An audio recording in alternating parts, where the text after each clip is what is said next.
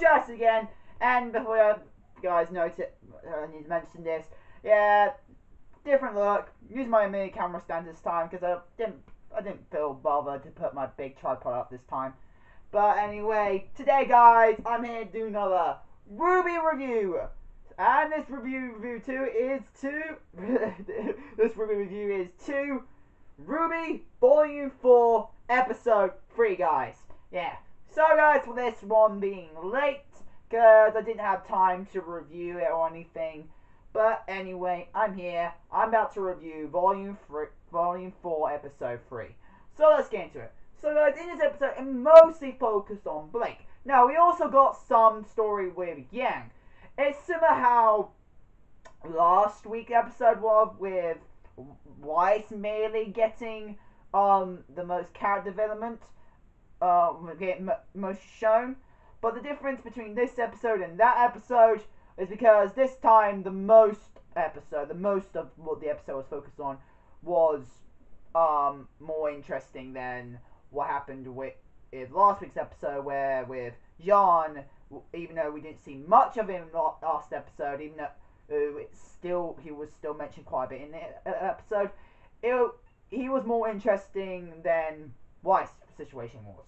Now with this one, a bit different, mostly focused on Blake, and the Blake situation was a bit more interesting compared to Yang's situation, because Yang, even though it was still interesting seeing her going from I really feel sorry for Yang, like lose her arm, and oh my god, and the effects she got from it, because this episode, Yang, the way she reacted to she accidentally dropped the glass, she remembered the situation she was in before her arm got chopped off, like the arm just before her arm got chopped off by Zane. Oh my god, that, I feel very sorry for Yang. Like, to go through that tragedy of losing her arm like that was very, very big, and not just to combine losing a friend. Oh my god, Yang, I feel bad for Yang. But the reason why is not that she does get, we found that she does get a new arm. We found, which is quite obvious. Like, usually when any main character ends up losing a body part permanently, one thing we always know, that means that main character is gonna get a robotic arm, like robotic body parts. We already knew they're gonna get a robotic body parts. If they end up, except with their head, if they lose their head, that means they're technically dead. but pretty much if an arm or a leg gets chopped off and they're permanently scarred, and actually they can no longer have an ordinary arm in the arm or leg in the series, that means it's character development showing that the character will get a robotic arm. Because we definitely know the character will not have an arm if it's a fighting series, and if they're a main character, usually they don't have their main characters fight with a very, very serious weakness. And in Yan's case would have been that she doesn't have a real arm. She would not have an arm. So of course that means that she's a main character in RWBY. She will be, of course, getting a robotic arm, and yes, she got a robotic arm. Now, her father, like, from the beginning from the incident, finding that his own daughter got her arm chopped off, he was gonna completely trying to persuade Atlas to try and make an arm for her. But we found out he didn't have to do that, because it seems like Atlas was able to make an arm for Yang because of how well she fought in the Battle of Beacon. And I gotta say, Atlas, at least I do give you a props for that, to at least have done that for Yang, to understand that she fought very justly and know the situation she was in. But yet again, I do have got to say how Yang feels, because really, in her mind, as she does lose the arm, and the tragic scenario she was being put through, seeing the arm, like the robotic arm, seeing how she reacted was very emotional, like very freaking emotional, and she didn't really want to wear it because again, it's still now technically her own robotic arm, and that makes her remember what happened to her own arm, and so pretty much forcing her to remember the scenario she went through. Because you can tell she's trying to get over it. She's trying to get over the condition that her arm got chopped off and getting used to it. But then, of course, it's an area where, and pretty much in a way, you could say manipulate herself, saying that she always had no arm. She always had no arm. Because of that, she's trying to get herself used to that scenario mindset. But when this new robotic arm in, you know, her father was trying his best to help. I do respect for him for that. Like, literally, her father is very, very. He does care about his family. He literally does care. Like, look, he did say he would have persuaded Atlas if he did not make the arm. He will try to convince them. He will try and manipulate it, try and convince them to make an arm for her. But lucky for us, Atlas was planning to make an arm for her in the first place. And the arm actually. The robotic arm itself actually looks freaking cool. I actually like the design on that robotic arm. But I got to say, the feelings of how Yang was feeling, I do really feel sorry for her. But like I said, even though that was interesting, I do really like the scenario Blake was in. And also, her character design. Now, we already knew that technically she had, like, I got to say, Blake's skin color. Now, we knew the hint. Like, you can tell from her skin color from the previous RWBY series that she had this kind of skin color. And I got to say, I'm actually glad they actually added this skin color to Blake. Because if you think about it from the beginning, even though her color was the same color as pretty much everyone else. Maybe a bit more brighter, yeah. I think, yeah, if I remember correct from the rest of from the other RWBY series, she was somehow paler. Which I'm actually thinking, why is Blake more pale compared to the others? Or, to be more exact, more stand outish when it comes to her skin color. And that came to the idea, that means, well, they're trying to, like, give it her a more of an Asian, or more of a brownish skin color. That's because that's what the skin color she has now. She has brown skin. She has brown skin now, which in the previous RWBY series she actually did not have.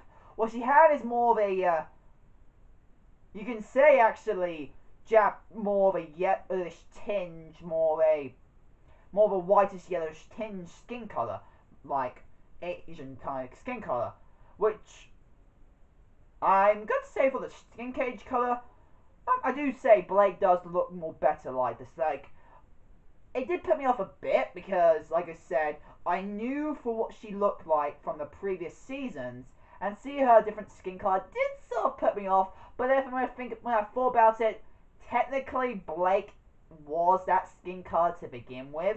Like, even though the skin, her skin itself wasn't that noticeable, if you actually do pay attention to how the skin looked compared to the others, and you remember seeing other characters with maybe more of an Asian look to them, she was actually a brown skin. She was brown skin, and seeing this episode, she was brown skin, and it's confirmed that she was brown skin, and I got to say, at least Rooster Teeth gave her the color that she supposed to be, because I've got to say the coloring of the skin color of the previous RWBY series. Sorry, I'm on my phone. The previous skin color of the RWBY series, like even with RWBY, Yang, Weiss, and of course Blake, and pretty much except for what was his name again? Oh fuck, I forgot his name.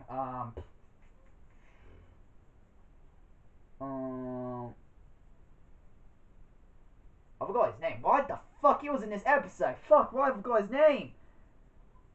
Sun, yes, Sun. Sen, and also his mate. I'm trying to remember. Wasn't it Sun and Neptune? Yeah, Sun and Neptune. And also the colours from Vecchio, characters from Vecchio. and of course the black guy, the black characters also in this episode. Black characters also. They were the only characters that had the obvious and actually alright skin colors like for their character. But the other characters that actually posed to have specific skin colors, but they didn't show it that well. Now, I got to say, the last previous season, the skin color rotation was a bit bad. And I'm glad they actually have improved the skin color of the specific character. And also the character design of Blake. I really like her new character design, like not just from her skin color, but also from her. Now she's no longer wearing a bow. Like I got to say, her now just accepted. Now she's wearing her, accepting that she's a Varnish completely now. I got to say, respect her taking a bow off to show she's trying to mature at least. But yet again, what I do feel bad for the reason why she ran away. Like it's been said she did run away. And why she was running away too is back home because she feels like she's not ready yet to defeat the White Fang. And I've got to say, what makes this more interesting is that why she's returning home, instead of not fighting the White Fang, which are more important. And I'm wondering why. Now we definitely know that she needs to have a break, and we definitely know she's going there for a break. Because she does say she's not yet going after the White Fang. So she is planning to take on the White Fang. But for now, she's going back home. And Sun, I've got to say, when Sun came up, like, when I saw him in those robes, I thought, that must be Sun. Like, that must have been Sun. Because from the intro, like the opening, it was obvious he was with Blake, and that means when I saw him in those robes, I knew that straight away that was Sun, and how he got introduced into this season. Oh my god, he was so fucking funny. Literally, the scenario that Blake and Sun, because they were they're on their ship. The ship was fighting this freaking sea dragon, and Blake was trying to fight seriously. But then Sun comes in, comically helping out, fighting the sea dragon. Oh man, that was fucking hilarious. Like one point when he's in a situation where he has to get catched by Blake, and said, "My hero," that caught me off guard. That made me funny. And then scenario where instead of he getting flung, Blake got flung, and he saved her, and then he said, "Now it's your turn to say I saved you." And then suddenly the dragon says, "This is the scenario in this episode." In that scene was so fucking funny. Like, I loved how Sun was acting, because Sun was so fucking, and especially when Blake fucking slapped him. That was. I was laughing the heck out of that. Like, I knew it was a dangerous situation they were in, but that was fucking funny. But Blake, I gotta say, Blake was, like I said, what really catched my interest was Blake, really. Like, from her character design, how her skin color, like I said, was shocking to notice. Like, we already know that her skin color, we already knew she had this, like, Asian going looking skin color. We know she had this foreign like skin color going on, but she still didn't look that much different compared to the other whiter looking characters, except until this season, which instant character color change, which caught you off guard. Like usually when it comes to characters, you usually get used to specific what they used to look like. Like you're so used to seeing for the last few seasons, you get used to seeing a specific color of a specific character. So when you notice that colors look different, you might feel like, is that different characters? Just they look the same. Like anime do that. Like anime or any form of animation, they have done that. They make characters that look like another character, but they're not. So it does somewhat catch you off guard when they change their skin color a bit. But this is still, Blake. But now, we don't, possibly this could be the proper skin color, or that somehow she's got a tan. I'm wondering how she got that tan. But I don't believe that's a tan. That's definitely her skin color. That's definitely her skin color. And it's that big shocking that now we already can see her skin color. Like, I do got to say, did caught me off guard, but I do say I do prefer this skin color because it does fit with her hair. Like, I do got to say, like, even with Yang, her hair color, did not fit her skin color that much until this episode. Like, Yang looks, her hair actually does look a bit more better to her hair skin color now than it was the last previous seasons. So that's one different improvement. They have definitely improved the combination between hair and skin to fit to the characters, because the other cat type, because of last seasons, their hair really stood out because their skin color did not really fit well with their hair. But this episode and this entire season, they've made sure their skin color to even individual characters actually looks better with their hair. They not stand out that much. It looks natural. And again, Blake. Like, actually, even though I have seen characters with black hair and pulled it off with just a complete white skin color, with Blake, she didn't do that well with. Until, like, that means I knew that means she's supposed to have a different skin color. And then, yes, Blake ended up getting a skin color change, and I got to say that skin color change made her look way more better with that black hair, because that made her look more gorgeous. Like she looked more gorgeous with that new skin color. Like, she looked fucking good. And overall, character design and how this episode was going, I really enjoyed it, and I do really want to see what the other characters are going through.